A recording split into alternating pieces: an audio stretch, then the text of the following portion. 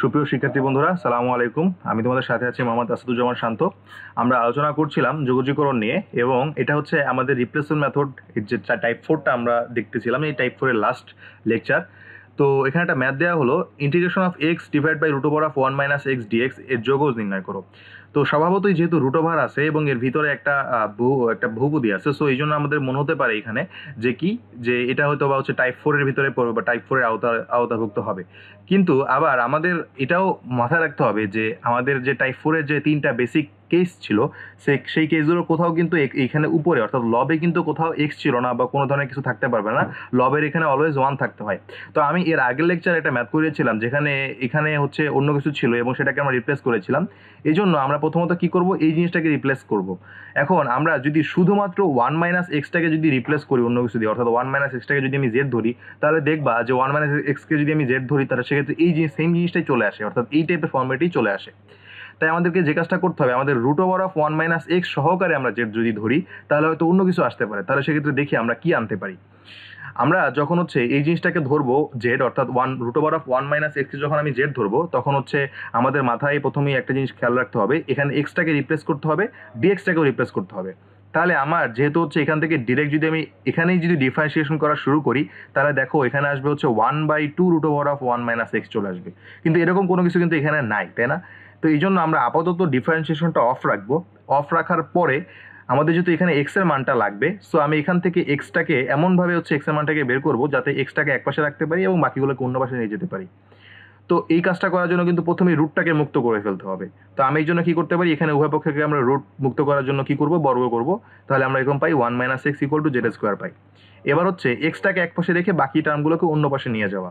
তাহলে সেক্ষেত্রে আমরা পাই x equal to 1 minus z square.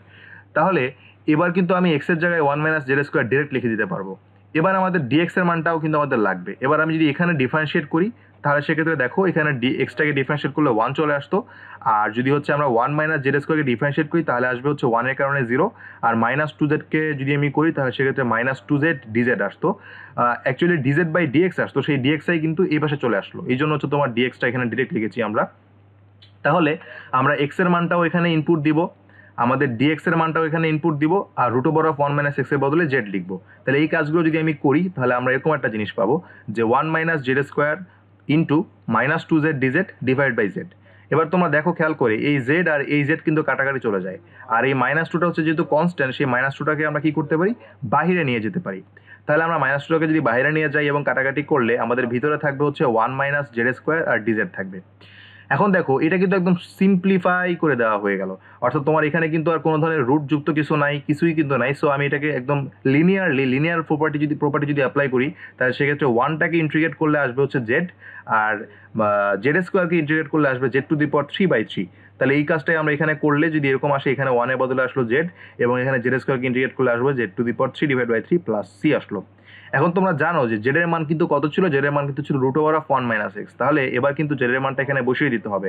তাহলে সেক্ষেত্রে যদি আমি জেড এর মানটাকে যদি ইনপুট দেই, তাহলে সেক্ষেত্রে সরি, আমাদের এখানে আগে জেড এর মানটা ইনপুট দেন। তুমি কিন্তু চাইলে এখানেই কিন্তু জেড এর মানটা আগে ইনপুট দিতে পারতা। এখানে ইনপুট না দেওয়ার কারণে একটা কারণ আছে, সেই কারণটা একটু পরে বলতেছি। এখন আপাতত হচ্ছে আমরা এখানে এই জেড এর মানটা যদি বসাই, তাহলে সেক্ষেত্রে দেখো এখানে জেড এর জায়গায় যদি root over of 1 minus x বসাই, তাহলে সেক্ষেত্রে কিন্তু বর্গ হওয়ার কারণে, অর্থাৎ উপরে স্কোয়ার থাকার কারণে কিন্তু আমাদের এই রুট টার্মটা মুক্ত হয়ে গেল। তো এই জাস্ট এই রুট টার্মটাকে মুক্ত করার জন্যই একটা জেড কমন নিয়ে লিখেছে। যদি তোমার হচ্ছে এখানে যদি তুমি জেড না কমন নিতে, তাহলে কিন্তু হতো root over of 1 minus x whole cube হতো। তো জাস্ট এটাও লিখলে এখানেও তোমার জেড এর মান জেড বসাই দিলেও হবে। এই প্রসিডিউর করে তোমার রুট ওভারটা মুক্ত করলেও হবে, কোনো ধরনের সমস্যা হওয়ার কথা না। তো এটাই হচ্ছে আমাদের উত্তর।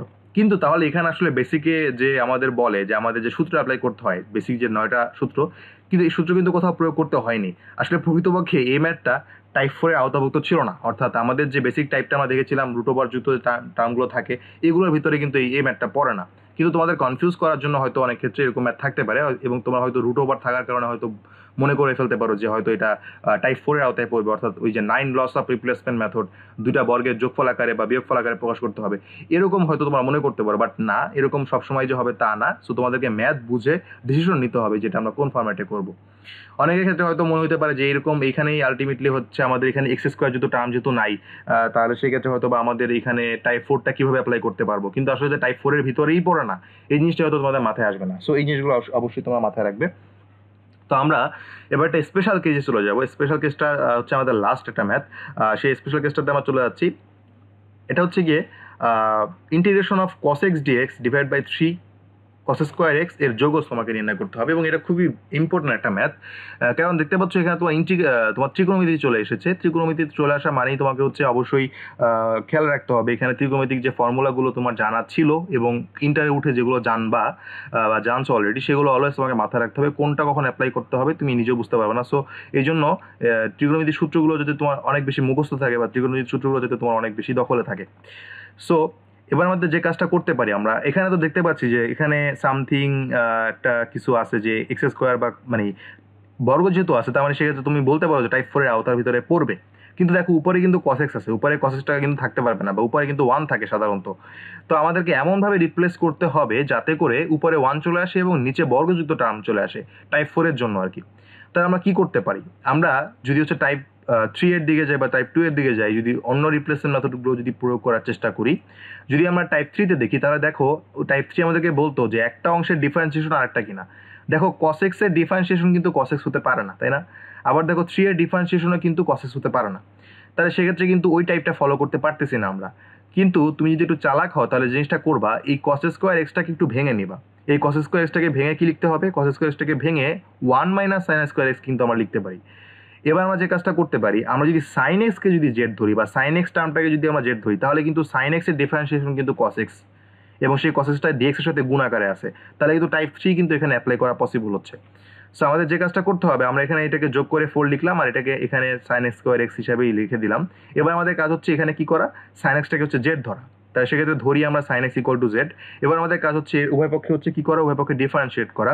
যদি আমরা এখানে উভয় পক্ষে ডিফারেন্সিয়েট করি তাহলে তোমার সবাই জানো সাইন এক্সকে ডিফারেন্সিয়েশন করলে cos x চলে আসে, আর তুমি যদি জেডকে ডিফারেন্সিয়েট করো এক্স এর সাপেক্ষে তাহলে সেক্ষেত্রে ডিজেড বাই ডিএক্স থাকতো। সেই ডিএক্সটাকে আমরা এই পাশে নিয়ে এসেছি, তাই আমরা পাচ্ছি cos x dx equal to DZ. তার মানে আমাদের উপরে যে টার্মটা অর্থাৎ cos x dx, এইটার পুরোটার বদলে আমরা লিখতে পারবো হচ্ছে ডিজেড। আর এখানে তোমার সাইন এক্স স্কোয়ার ছিল বা সাইন স্কোয়ার এক্স ছিল, সেই সাইন স্কোয়ার এক্স এর জায়গায় আমরা লিখতে পারবো হচ্ছে জেড স্কোয়ার, কারণ সাইন এক্স এর মান যেহেতু জেড। তো যদি আমরা এখানে ইনপুট দিই মানগুলো, সেক্ষেত্রে আমরা পাই integration of dz by 4 minus z square. এবার কিন্তু আমাদের পরিচিত ফর্মুলা চলে এসেছে। আমরা দেখতে পাচ্ছি ডিজেডের সাথে হচ্ছে 1 আছে এবং নিচে দুইটা রাশির বর্গের বিয়োগফল আছে, অর্থাৎ এখানে 2 স্কোয়ার আমরা বলতে পারি, আর জেড স্কোয়ার তো আছেই। সো আমরা বলতে পারি এখানে দুইটা রাশির বিয়োগফল হিসাবে যে ফর্মুলা আমাদের আছে সেই ফর্মুলা আমাদেরকে প্রয়োগ করতে হবে। যদি আমরা ওই 1 by a square minus x square dx এর ফর্মুলা যদি অ্যাপ্লাই করি, তাহলে সেক্ষেত্রে আমরা জানি সেই সূত্রটা হচ্ছে 1 by 2a ln a plus x by a minus x. তাহলে এখানে দেখো আমাদের এ এর জায়গায় 2 বসে গেল এবং যেখানে যেখানে এক্স ছিল সেখানে জেড চলে আসলো। এখানে তোমার হচ্ছে গিয়ে জেড হবে, এখানে ভুলে তোমার হচ্ছে টাইপিং মিস্টেকের কারণে আসলে চলে আসছে। সো এখানে তোমার হচ্ছে এক্স না হয়ে হবে হচ্ছে গিয়ে জেড হবে। সো পরবর্তীতে আমরা দেখি এখানে হচ্ছে যে জাস্ট হচ্ছে জেড এর জায়গায় যেহেতু আমরা জেডটাকে সাইন এক্স দিয়ে রিপ্লেস করেছিলাম, তাই আমরা জেড এর মানটা বসাই দিব। জেড এর মান আমরা অলওয়েজ জানি, এখানে হচ্ছে একটু আগে আমরা স্লাইডে ধরে নিয়েছিলাম, একটু আগের স্লাইডে, যে জেড এর মানটা হচ্ছে গিয়ে সাইন এক্স ছিল। সো আমরা এখানে সাইন এক্সটা বসিয়ে দিব। সো জেড এর মানটা যদি সাইন এক্স বসিয়ে দিই তাহলে সেক্ষেত্রে আমরা পাবো 1 by 4 ln of 2 plus sine x divide by 2 minus sine x plus c. তাহলে এখানে যে জিনিসটা তোমাদের আসলে মাথায় রাখতে হবে যে এই যে আমাদের এখানে হয়তো ত্রিকোণমিতি দেখে তোমরা অনেকে ঘাবড়ে যেতে পারো যে ত্রিকোণমিতি মানেই যে আলটিমেটলি টাইপ 4 হবে না, তা না। এই জন্য তোমার ইন্টিগ্রেশনটার টাইপটা জানা খুব বেশি জরুরি, অর্থাৎ যে টাইপের ম্যাথ বা যে ফর্মেটে তুমি আগাবা সেই ফর্মেটটা আগে মাথায় সেট আপ থাকতে হবে যে এভাবে করে আগাবো, এখানে অনেকগুলো রিপ্লেসমেন্ট অ্যাপ্লাই করতে হবে। সেই জিনিসগুলো তোমাকে অলওয়েজ মাথায় সেট করে নিতে হবে আগের থেকে একটু রাফ করে, যাতে করে তুমি একটা ম্যাথ করতে গিয়ে হয়তো কনফিডেন্সলি একটা টাইপ ধরলা, আসলে সেই ম্যাথটা সেই টাইপেরই না, তাহলে কিন্তু কিছুক্ষণ পরে গিয়ে দেখবো তুমি ম্যাথটা ভুল করছো। সো এই জন্য তোমাকে আগে একটু খাতার পিছনের দিকে একটু রাফ করে নিতে হবে যে আসলে এটা এই ফর্মেটে আগালে হয় কিনা। যদি তুমি অনেক বেশি পরিমাণে ম্যাথটাকে প্র্যাকটিস করতে থাকো বা টাইপ চিনে যদি প্র্যাকটিস করতে পারো তাহলে সেক্ষেত্রে আর তোমার কনফিউশন হবে না। যদি তুমি কম প্র্যাকটিস করো তাহলে সেক্ষেত্রে বলতেছি আগে একটু রাফ করে নিবা যে এই ম্যাথটা ওই ফর্মেটে পড়ে কিনা। তাহলে এই ছিল আমাদের রিপ্লেসমেন্ট মেথড টাইপ 4 সুপ্রিম যে টাইপটা, সেটা আমরা দেখে ফেললাম। তো এবার আমরা তোমাদের উদ্দেশ্যে কিছু ম্যাথ দিয়ে থাকি অলওয়েজ, এক্সারসাইজ টু বি রানের ম্যাথ, সেই ম্যাথগুলো তোমাদের উদ্দেশ্যে দিচ্ছি। একটা হচ্ছে integration of 1 by root over of 2 minus 3 x square dx এর যোগজ নির্ণয় করো। তাহলে এই ক্ষেত্রে তোমাদের যে আমি এইখানে যে এক্সারসাইজগুলো সেট করেছি, এক্সারসাইজগুলো সেট করার মূলত কারণ হচ্ছে প্রথম কারণ তুমি যাতে বুঝতে পারো সূত্রগুলোর সাথে অভ্যস্ত হও, এবং একই সাথে এই যে ভিতরের টার্মগুলোকে যে দুইটা রাশির বর্গের যোগফল বা বিয়োগফল আকারে প্রকাশ করবা, এই জিনিসটা অনেকে পারো না, এই জিনিসটা হয়তো অনেকে ভুল করো। এই জন্য আলটিমেটলি এই জিনিসগুলো বেশি যাতে প্র্যাকটিস করতে পারো, এবং এই শুধুমাত্র এই ম্যাথগুলোই না, আমাদের হচ্ছে গিয়ে অবশ্যই বইয়ে যে ম্যাথগুলো রয়েছে, যে বিভিন্ন তোমার কাছে যে বইটাই আছে সেই বইটারই এই টাইপের যে ম্যাথগুলো আছে সেগুলো একসাথে করে ফেলবা, তাহলে দেখবা আলটিমেটলি কনফিডেন্সটা অনেক বেশি ডেভেলপ হবে। তো এখানে তুমি দেখতে পাচ্ছ যে এখানে তোমার 2 - 3x² থাকলে, এখানে যে মাইনাস থাকলে যে তোমার মাইনাসের ফর্মুলা প্রয়োগ হবে ব্যাপারটা সঠিক নয়।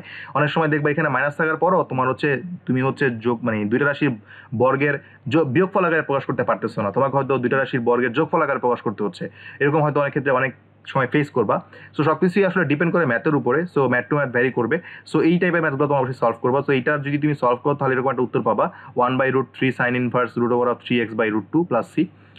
এবং আরেকটা ম্যাথ দিচ্ছি এখানে, সেটা হচ্ছে integration of dx divide by √5 - 4x², এটাও তোমার সলভ করবে, এটারও যোগ নির্ণয় করতে হবে, এখানেও তোমার এরকম একটা উত্তর পাওয়ার কথা। এবং ঠিক তেমনি এরকমভাবে dx বাই √x² - x + 1 এর যোগ নির্ণয় করো, এটাও ঠিক অনুরূপভাবে এটাকে হচ্ছে তোমার দুটো রাশির বর্গের যোগফল বা বিয়োগফল আকারে প্রকাশ করতে হবে, এবং তারপরে তুমি হচ্ছে এরকম একটা উত্তর পাবা। তাহলে আপাতত আমরা এই টাইপটা আমাদের এখানেই ক্লোজ করতেছি। আমরা পরবর্তী দিন আমাদের নিউ টাইপ নিয়ে আলোচনা করব। তো সেই ভিডিও দেখার আমন্ত্রণ জানিয়ে আজকে আমি এখানেই শেষ করছি। ধন্যবাদ সবাইকে।